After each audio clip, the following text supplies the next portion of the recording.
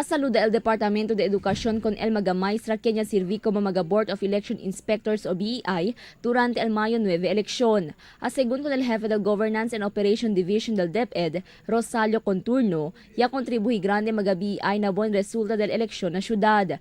Noy también según sila recibi reklamo o problema sa na Board of Election Inspectors por ayalang na defektibo y malo vote counting machine.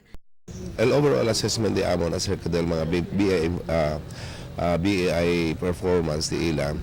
Alegre kami kasi may kami tanto ara resibi manada reklamo. Lang kami resibi mga reklamo acerca lang del mga BCM akal kuan pati akal na physical aspect lang del preparation del kuan. Pero when it comes to the performance of our BEIs, we are actually grateful to the performance of our teachers this 2016 election.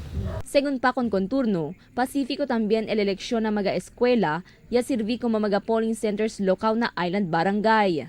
Ya tormenta ng según BEI del island barangays man transmit con el resulta del votación por causa na distancia imagina signal del lugar. Según pa con Conturno, ya segura el COMELEC y DepEd que preparao el BEI antes el eleksyon por medio de serie de entreño.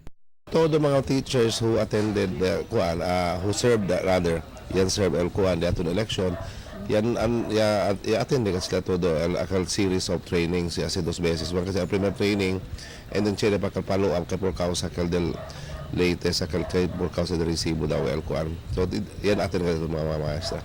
Actualmente prepara también el Departamento de Educación y oficiales de la escuela para na conducta del Brigada Escuela na Venedero Mayo 30. Adverti el DepEd para el participación del cada barangay, mayores y ahensya na limpieza y preparasyon na kada escuela para na abrida del klase na Hunyo 13.